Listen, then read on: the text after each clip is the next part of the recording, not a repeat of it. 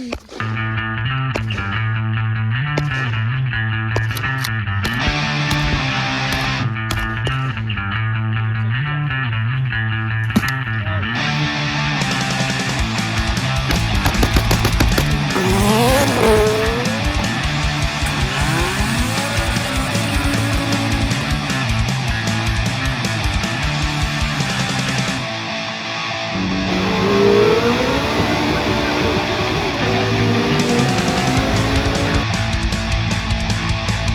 you not gonna say anything?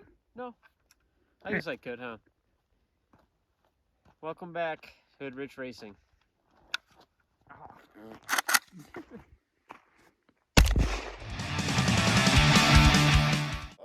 Welcome back, guys. It's been a while since I posted a video, but in this video I'm just going to do a little maintenance on this car. Just want to do an oil change. And then I also want to put these wheels back on, and I want to lower the car just a little bit. I don't want it to affect the camber too much, and we're going to see how it hooks up. But basically just want to get this car ready to race next time the weather's good. So yeah, just going to do an oil change and I just get the car ready. So right now I'm running these Mickey Thompsons, and they kind of rub, but also in order to clear those, I have the suspension raised all the way up, and I would have to obviously raise the rear up, and it just looks kind of goofy.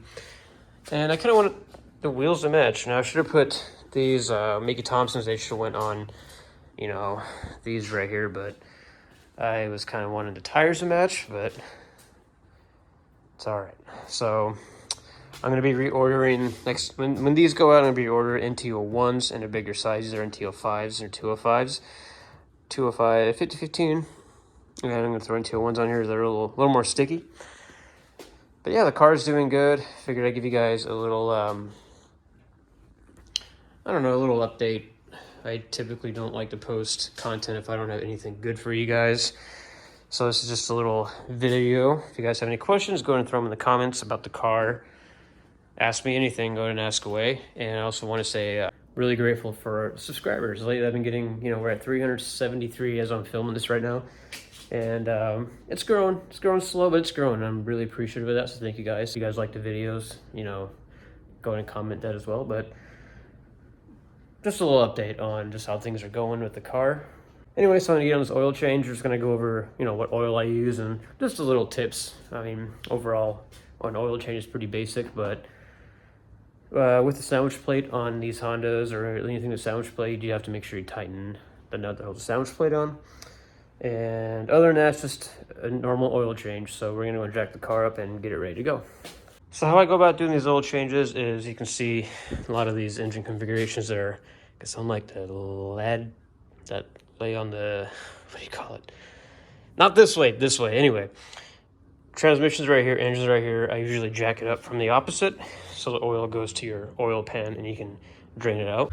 Grab yourself something to drain your oil in. Most importantly, use a jack stand so you don't get crushed. Here's the oil pan, and this would be the engine side.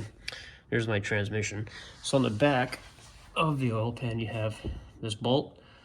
Well, pretty much every car is like this, so you just want to remove that bolt and make sure that you're catching the oil so you don't make a mess. Yeah. Where are my sandals? This on a Honda is a 17 mil on a B series. They're not all 17 mil, so just grab this socket that fits pretty tight on there. So, but anyway, I got the bolt loose. And make sure you open your bucket. I've done it before. I left the lid on there and it filled up really quick and it just went everywhere. I hate oil. I hate oil changes. I'm just making this video kind of just whatever you guys get to see how I do an oil change, in case anyone's really interested in that. But hey, all right, bolt's loose. Oh, pull it out quick. Catch your oil. Get the bolt. It's a mess. I hate getting dirty. The oil's dirty. Ooh, this oil probably has about 1,500 to 2,000 miles on it. I'm doing it because it's a race car. No, really, I don't like going longer than that between oil changes on this car because I beat the piss out of it. And the downside is, in this specific car, this freaking junk. Not really junk. Only I can call it junk. God, my camera is so dirty. Sorry, guys. Hang on. A little better. In this car, I have to run racing oil, anything with a high zinc content. If you're doing a regular oil change on like your daily or something that's like a stock engine, like a stock B-Series or anything internally stock, you don't have to really worry about the high zinc content. This is a fully built forged motor, and I'm going to try to keep it alive as long as possible because I spent a lot of money on it. So therefore, I'm doing an oil change. Now we're going to be running at 1030. That's what I run with this car. I think 530 is factory. We're running a little thicker oil, but it's not, it's not really anything special. We're going to be running Valvoline VR1. It does have the high zinc content, full synthetic. I typically like to use AMSOIL, but AMSOIL is a little more. AMSOIL Dominator is what I usually use. It's still draining. It's still draining. You can't really see it, but we're gonna let it drain for a little while. And I'll pick the camera back up when I get to that point. But it just stain. Seriously, what was that? Someone got a little excited. And there's a sandwich plate on this car. To my people watching that want to learn to do an oil change, this sandwich plate thing on the back for my oil filter screws to it, it does not apply to you. Yeah, so should be done draining. So here are the two oils that I like to use. Right now in the car is this stuff, AMSOIL. It's about 18 bucks a quart. So with 5 quarts, you're talking 90 before tax, so 100 bucks for an oil change. This stuff's about 14 bucks a quart. Now this is the VR1 Racing and Classic Cars. It says specially designed for pushrod and flat tappet engines. This is a VR1 stuff. It's full synthetic. It's about 14, 15 bucks a quart. So I'm saving a few bucks a quart. And I'm just running just one of these Napa gold filters. Right now in the car, I have just like a OEM one. They're cheaper. I just the place I get my filters from was not open when I bought this stuff, so I just had to go with the Napa one. You should be fine with the Napa, especially in something that I don't, drive regularly. This should work. In order to take the filter off, I do have a couple of these sockets. None of them fit on this filter, unfortunately, but it's cool. They will just go under your filter, and you can put your 3/8 on the end of this. Best thing is using the Blue Point oil filter wrenches. The Blue Point has these grips on them on the inside of the ring, which I will put on the screen right now. So I'm gonna go ahead and remove that filter off the car, put my new filter on. By the time I get back from the gym, I know, about like 10 pounds exercising, but anyway, by the time I get back from that, all the oil should be drained. I'm gonna go ahead and throw that plug back on. And if you're nuts like me, you can see if there's a torque spec for that. There is one for this. I don't know the top of my head. I think it's like 32 foot-pounds. For your car, you don't have to torque it down unless you're like super OCD. Look up the torque spec if you're that crazy about it, or just tighten it, make sure it's snug. You don't want that leaking on you. To my Honda crowd, or anyone really, I guess, that can access their filter from the top, do you guys ever pull it up from the top so you don't have to get under the car? Now, obviously, this doesn't work on every car, but I like doing it that way sometimes. Let's hear your 2 cents. Go and throw in the comments how you guys take your filters off. God, I'm bored, and I have no other thing to film right now, unfortunately. And I was talking about, quality over quantity, but I'm just trying to post, kind of engage with all my new subscribers. So, one more thing, drain the oil out of your filter. This thing has a lot of freaking oil in it. I got lucky it didn't dump out when yeah. Now this step is important for my Honda guys. I guess anyone running a sandwich plate, an oil filter adapter you can run oil lines off of, blah, blah, blah. If you're running one, you know what I'm talking about. This kit is a blocks, and it has 1.1/16. The nut is 1.1/16 in diameter. When you take your filter off, you can loosen that nut on accident, and you'll have an oil leak there. Now, what I did on this car was actually put some Loctite on that nut. I dried it really well. Put tiny bit of Loctite on the nut, just enough to, not tiny bit, but just enough to keep it from backing out. And I put thread sealer on the backside of the sandwich plate, or Honda Bond, which is better. And that contacts the engine block. So now you don't have leaks and it won't back on you. I just checked it. I'm going to give it one more check to make sure it's tight. but if you guys know what I'm talking about, you know.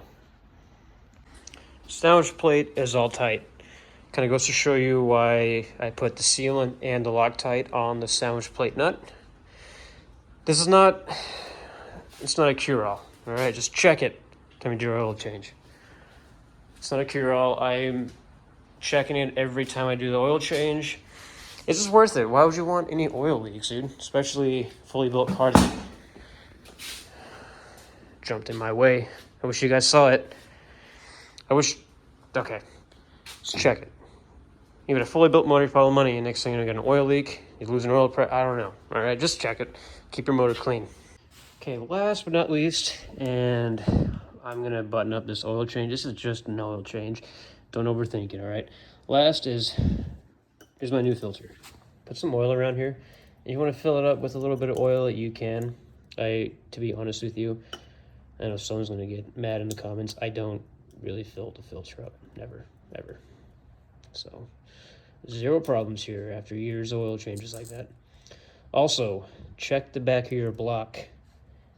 I've seen people leave this old O-ring. It sometimes comes off your filter, and you put the new one over it. You can't double ring it. You can have some leaks, like not some, but all your oil is going to leak out. Obviously, we don't want that happening. So, oil this up. Check for a double ring. Put it back on. So that's all torqued down. Drain bolt, 34 foot-pounds. 34 foot-pounds with the new crush washer. Honestly, I didn't change that crush washer. You probably should. I just torqued it down. Who cares? It's probably not going to leak. It's newer. Whatever. And oil filter. You can't see anything. Look at that. I did wipe this, but look how clean bolts are. Oil filter's on. Nothing leaks. Keep it that way. That's just for me taking the filter off. Right there. You guys didn't see that. Look, everything else bone dry. Bam. Fill it up. That's all we have left. And like I said, tighten it snug and then give it a couple more turns at it. That's it. All right, now we fill it up. Just pull the dipstick out. And you'll see the second line, which is the top line, or top dot right here. Crap, I can't even point at it. Pull up to the top dot, and I'll show you what it looks like. Fill it up. Just grab a funnel, put it in the valve cover. This oil is blue. Interesting, never seen that before. Kind of made me double check to make sure it's the right oil, but you can see it's up to the top dot. Once you get that, you're all ready to go. That's it. One more thing, just check for leaks under the car from that plug and from the oil filter. No leaks, you're good to go, like I said. So yeah, next we gotta take these wheels off and lower the car. God, this thing sounds sick when it's cold.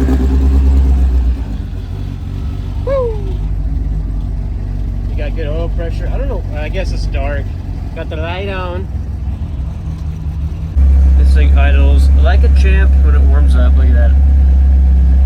Fully built motor, Skunk 2 Pro 1 cams, 1650cc injectors. This thing's freaking, look at that.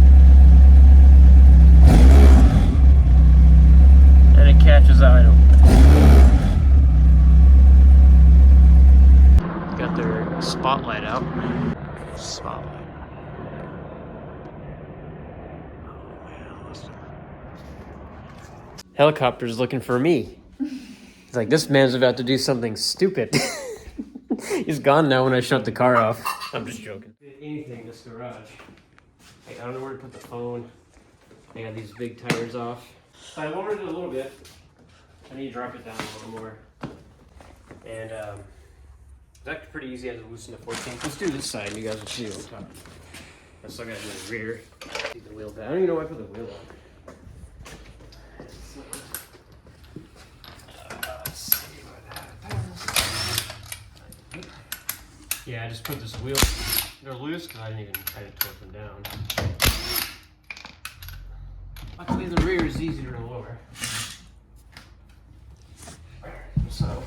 I don't have a spanner wrench, so this is already kind of loose. I like these Tias because you only have one ring. Start off. If it's like this, take a wired wheel or like a wire brush, clean the threads off. These aren't that dirty. Just the beginning was kind of grimy. There's a 14mm on here to drop the fork. For my Honda guys, I already know that. And just basically take this up about another 3/4 of an inch. And I'll just do one of them. Use my knee. Get my dickies all dirty. Get yourself an impact. Tighten it up. Boom. Now this side's lowered. Oh god, my knee. Put the front wheel on. That's pretty much all you guys have to see. We still have to do the back. That's a little easier. If you guys are new, welcome. Make sure to hit the subscribe button if you guys are enjoying the video. If you made it this far in the video, I think I did something right. So might as well subscribe. It takes like 2 seconds. Like the video, comment if you guys have questions. That's all I was gonna say. Yeah, we're gonna get the rear lowered. We'll get that in a second, and I do want to pull the car out even though it's raining. I want to get a little, you know, wider angle of the car. And again, welcome. Alright. Man, I can't count how many wheels I put on. I hate telling people I worked at Discount Tire. They're like, oh, you think you're a mechanic? No, I had a job. That's all I was doing.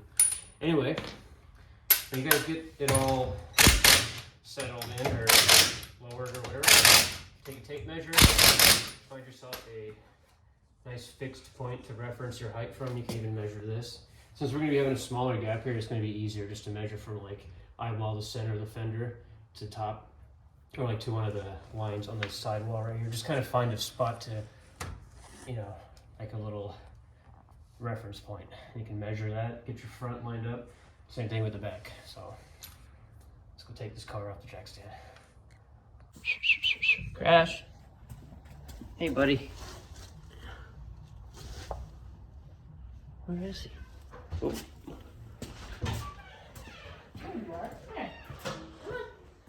What are you doing? There he goes.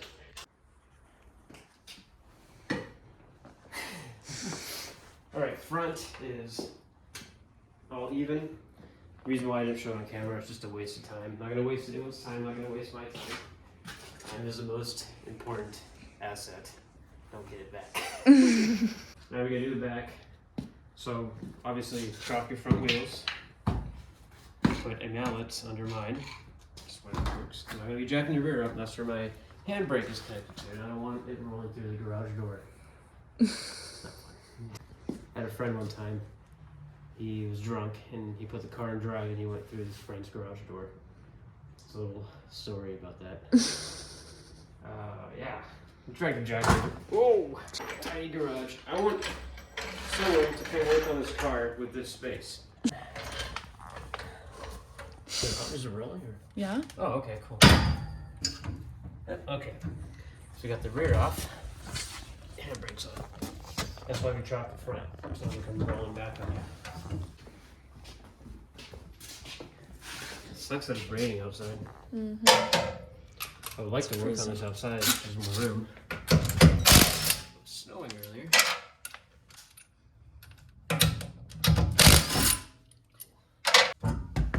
Those rear disc brakes. Soon to be. Actually, I'm not going to say what I was going to say. Because that's a surprise for the future of this fine automobile. God, that's tight. Forgot I bought those pry bars. I'm using a stupid screwdriver. I'm using a pry bar. I just hate suspension. Like I'd rather build an engine than even lower the car. This is great.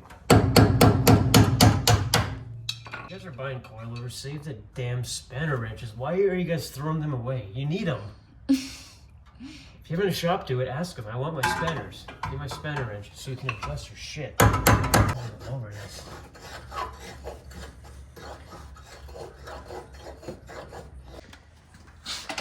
Of course, everything battery powered sucks. Dying. Alright. That's better. So you can just don't spin that. That's not what we want to do. You want to spin the whole thing, but... Oh, what the hell? Hang on. Alright, so we got the rear lowered. It was not easy. What I ended up doing was actually taking out the bolt that the strut attaches to the LCA.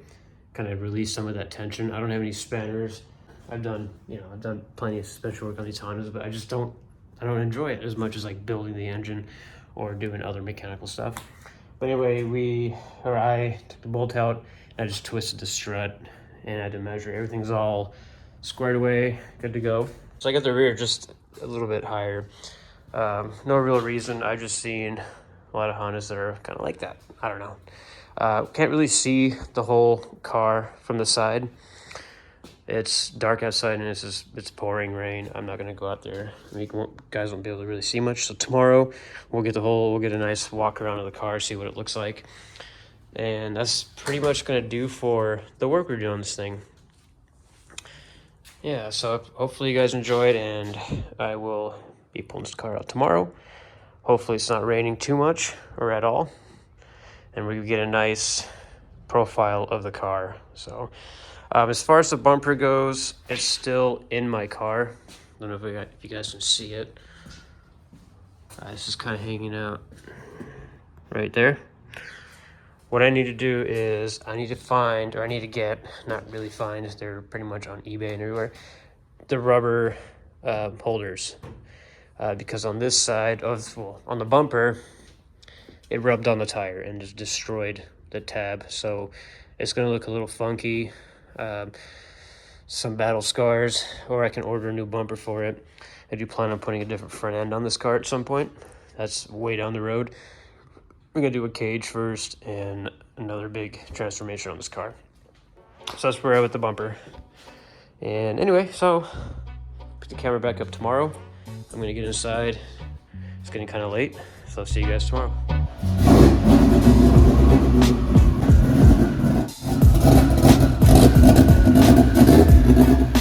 So here's the bumper. I'm just gonna zip tie this side on. It got kind of grinded off, so I can't screw it. Drill a hole, zip tie it back. This battery was sitting for about a week, so that badass little battery. Looks good.